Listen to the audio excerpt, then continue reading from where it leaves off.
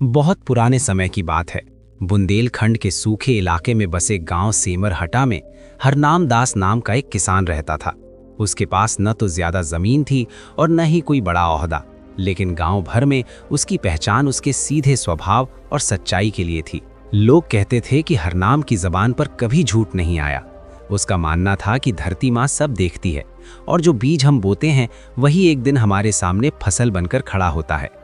हरनाम की पत्नी शांति देवी थी, जो मेहनती जरूर थी लेकिन हमेशा डर में जीती थी।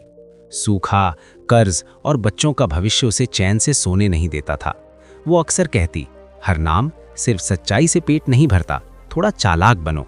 गांव में कई लोग झूठ, नापतौल में हेराफेरी और रिश्वत से आगे बढ़ गए थे। हरनाम चुप रहकर हल जोतता, लेकिन मन ही मन सोचता कि अगर सब गलत रास्ते पर चलेंगे तो गांव का क्या होगा। एक साल हालात और बिगड़ गए। बारिश नहीं हुई, कुएं सूख गए और फसल चौकट हो गई। हरनाम दूसरों की तरह शहर भाग सकता था, लेकिन उसने गांव छोड़ने से मना कर दिया। एक शाम जब वो सूखी नदी के किनारे बैठा था तो उसे लगा जैसे मिट्टी से कोई आवाज आ रही हो। वो घबरा गया, मगर आवाज फिर आई, जो मेरी इज्जत करेगा मैं उसका पेट भरूंगी। हरनाम ने इसे भ्रम समझा, लेकिन दिल में अजीब सा भरोसा जाग उठा। अगले दिन से हरनाम ने खेत में बिना किसी लालच के काम करना शुरू किया। न किसी से झूठ बोला, न मिलावट की। एक दिन वो हल चला रहा था कि मिट्टी के नीचे से अजीब सी चमक दिखी। उसने खोदा तो एक पुराना तांबे का कलश निकला, जिसमें बीज भरे थे। कोई सोना चांदी नहीं, बस बीज। गांव वाले हंसे, इतनी मेहनत और निकले बीज।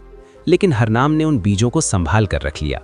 उसने उन बीजों को बोया और रोज उन्हें पानी नहीं, भरोसा देता रहा। कुछ ही हफ्तों में खेत में हरितिमा फैल गई। वो फसल न सूखे से डरी, न कीड़ों से। दूर दूर के लोग देखने आए। व्यापारी गोविंद सेठ ने आधे दाम में फसल खरीदने का लालच दिया। शांति देवी ने भी दबाव डाला, मगर हरनाम ने मना कर दिया। उसने कहा, यह धरती की देन है, इसे बाजार की चालाकी से नहीं तौलूंगा। कुछ महीनों बाद वही व्यापारी नकली बीज बेचकर पकड़ा गया और उसका गोदाम सील हो गया। उधर हरनाम की फसल गांव के लिए जीवन बन गई। उसने अनाज बेचा नहीं, बल्कि जरूरतमंदों में बांटा और बाकी बीज अगली फसल के लिए रखे। गांव में काम बढ़ा, पलायन रुका और सेमरहटा की पहचान बदलने लगी। शांति देवी ने पहली बार महसूस किया कि डर से नहीं, भरोसे से घर चलता है। एक दिन शांति देवी ने हरनाम से पूछा, तुम्हें कभी लालच क्यों नहीं हुआ? हरनाम मुस्कुराया और बोला, क्योंकि जो धरती की आवाज सुन ले वो बाजार का शोर नहीं सुनता। उसी साल उनके घर बेटे ने जन्म लिया, जिसका नाम रखा गया नीरज, यानी पानी की तरह जीवन देने वाला।